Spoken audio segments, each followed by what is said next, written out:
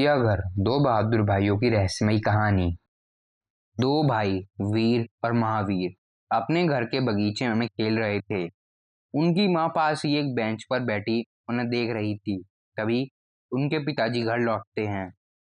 बेटा वीर और महावीर, मेरे पास आओ, बैठो।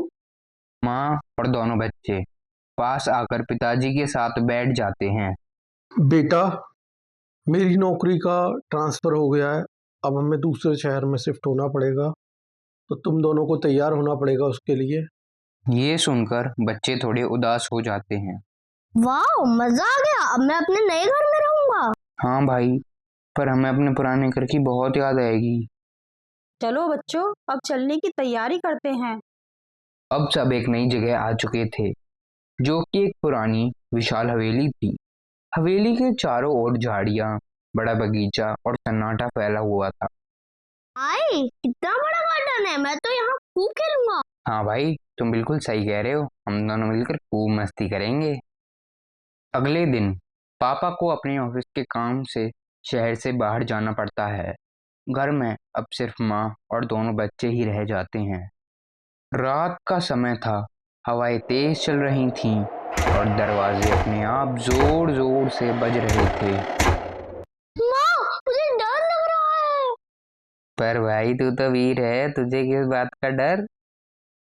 दोनों हंसते हुए खेलने लगते हैं और माँ किचन में चली जाती हैं। तभी बच्चों को दूसरे कमरे से अजीब सी आवाज सुनाई देती है, जैसे कोई कुछ गिरा रहा हो। दोनों धीरे से उस कमरे की ओर बढ़ते हैं। कमरे में उन्हें एक छोटा बच्चा दिखाई देता है, जो एक गुड़िया से खेल रहा था।